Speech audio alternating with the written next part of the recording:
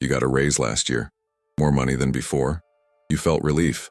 Finally, you thought things would get easier. The pressure would lift. The stress would fade. You'd finally breathe. But here you are, still tight, still struggling, still wondering where it all went. The money came, but nothing changed. Why? Because the problem was never the income. It was never about earning too little. It was about a broken system that more money can't fix. You can double your salary and still be broke. You can triple it and still live paycheck to paycheck. Because the issue isn't the amount, it's the pattern. And patterns don't change just because numbers get bigger. Most people chase more income like it's the solution. They believe that if they just earned a little more, everything would fall into place. They'd save, they'd invest, they'd finally get ahead. But it doesn't work that way. Because the moment you earn more, you spend more. Not intentionally, not consciously, but automatically. It's called lifestyle inflation. And it destroys financial progress faster than anything else. Here's how it happens. You get more money. You feel richer.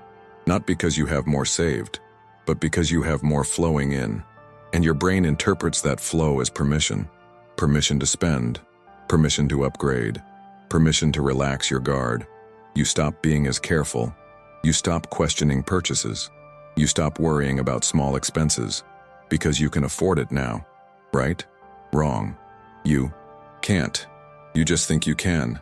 Because you're measuring affordability by income instead of outcome. You're looking at what comes in, not what stays. And that's the mistake. That's the illusion. Income feels like wealth, but it's not.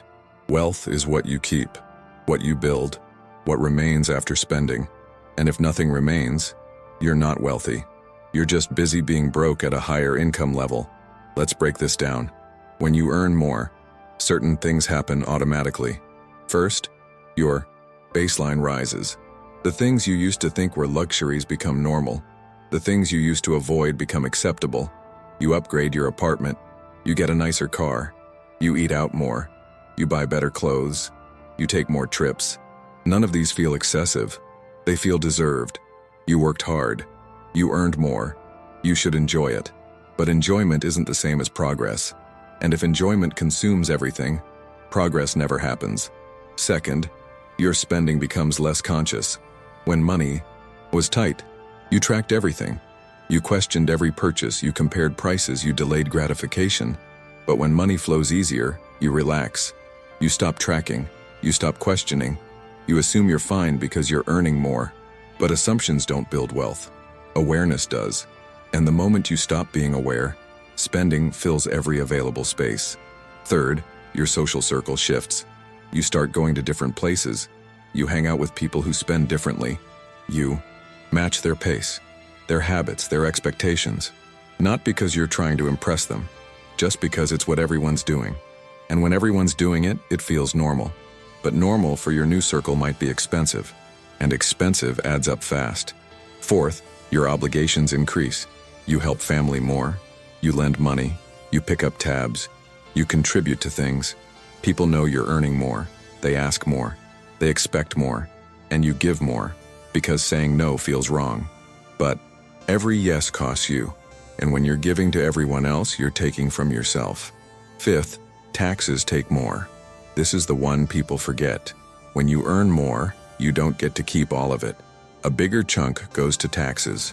So that raise you got, it's not as big as you think. After taxes, after benefits, after deductions, the actual increase in your take-home is smaller. But your mind still thinks you got the full amount. So you spend based on the big number, but you only received the small one. That gap, that's where the problem starts. Now here's the part that hurts. None of this feels wrong in the moment.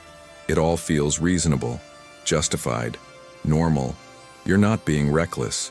You're not making huge mistakes. You're just living. But living without intention is expensive. And expensive without building is just waste. Comfortable waste, but waste nonetheless. So why does this pattern repeat? Why do people earn more and stay stuck? The first reason is they never fix the foundation. They're trying to solve a spending problem with an income solution. But more income doesn't fix spending habits. It just scales them. If you spend 90% of what you earn, you'll spend 90% whether you earn $2,000 or $20,000. The percentage stays the same. The amount changes, but the outcome doesn't. You still have nothing left.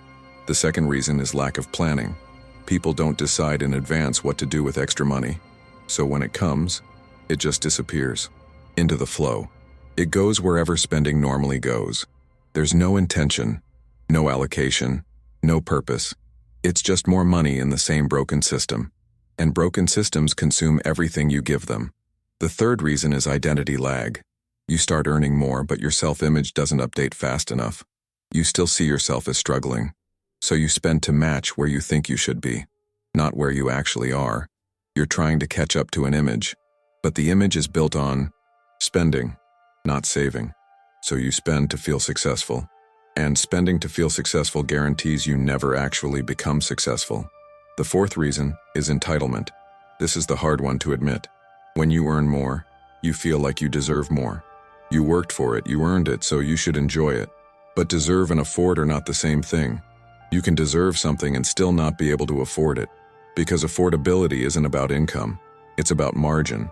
And if there's no margin, there's no affordability. Just justified debt. The fifth reason is ignorance of compound cost. People see individual purchases as isolated events. They don't see the cumulative impact. They upgrade one thing and think it's fine. But that one thing has ongoing costs. Maintenance, insurance, subscriptions, associated expenses. And those costs don't stop. They run forever. So one upgrade becomes 10 expenses. And 10 expenses become a trap. Let's talk about what actually happens when people earn more without changing their system. They feel temporary relief. For a month, maybe two, things feel easier. But then the new income becomes normal. The relief fades, and the old stress returns. Because the gap didn't close. It just shifted. Now they have more money, but also more commitments, more expenses, more expectations, and the same feeling of tightness, just at a higher level. This is why people who earn 6 figures can feel broke. This is why promotions don't solve financial stress. This is why windfalls disappear. Because the problem isn't the money, it's the system. And the system doesn't care how much flows through it. It just consumes whatever's there. So what do you actually do? How do you break this? First, you recognize that income is not the variable that matters. Margin is. Margin is the space between what you earn and what you spend. That's the only number that builds wealth. If your margin is 0, your wealth is 0, no matter what you earn. So stop focusing on earning more. Start focusing on keeping more. That's the shift. That's the difference. Second, you freeze your lifestyle. When you get a raise, you pretend you didn't. You keep spending at the same level. You keep living the same way. The extra money doesn't go into your life, it goes into your future. You automate it, you move it before you see it. You make it invisible. Because if you see it, you'll spend it. That's human nature. So you remove the option. Third, you assign every dollar a job before it arrives. You don't wait to see what happens. You decide in advance. This much to savings, this much to debt, this much to investments, this much to buffer. You plan the money before you have it. So when it comes, it already has a destination. It's not wandering around looking for something to buy. It's working. And working money builds. Wandering money disappears. Fourth, you audit your life regularly.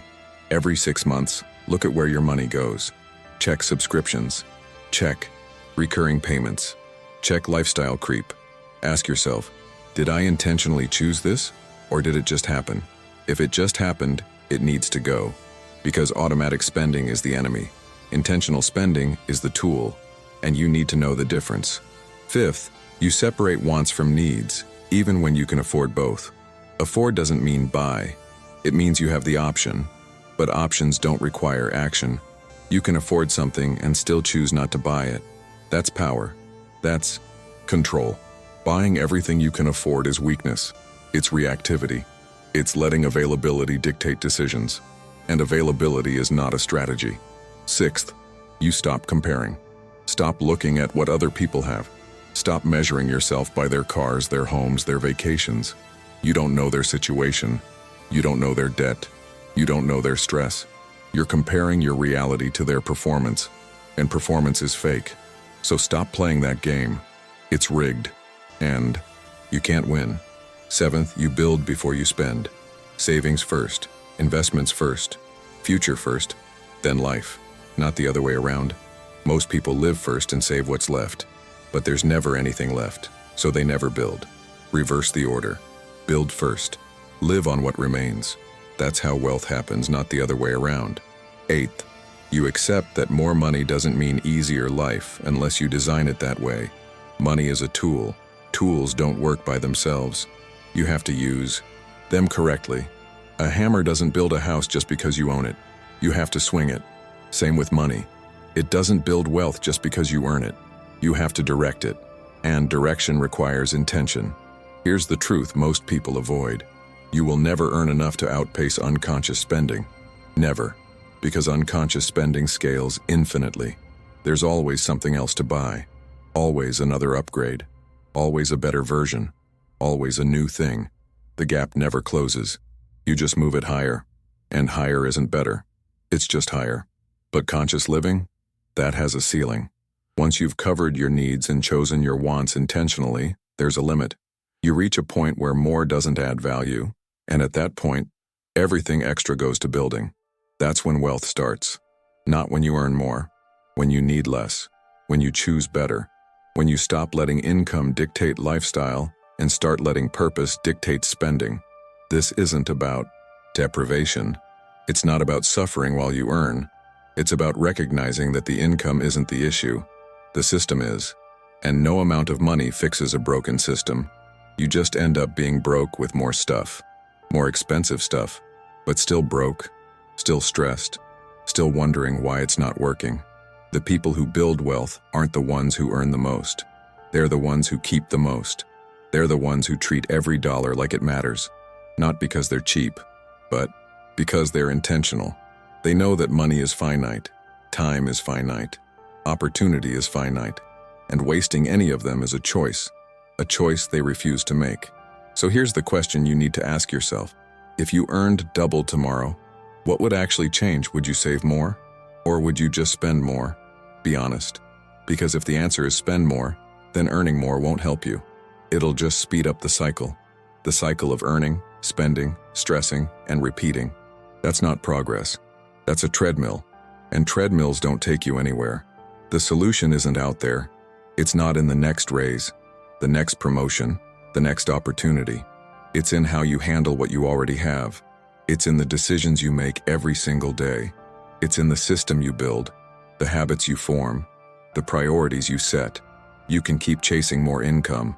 You can keep believing it's the answer. But 5 years from now, you'll be earning more and feeling the same. Because the pattern didn't change. The system didn't change. You just gave it more fuel, and it burned through all of it. Or you can fix the system now. You can stop the leak. You can build margin. You can make intentional choices. You can keep what you earn instead of letting it slip away. And when you do that, everything changes. Not because you earned more, but because you kept more. And keeping more is what builds wealth. Always has been. Always will be. So what's it going to be? More income. And the same result? Or the same income in a different system? Because one of those works. And it's not the one most people choose.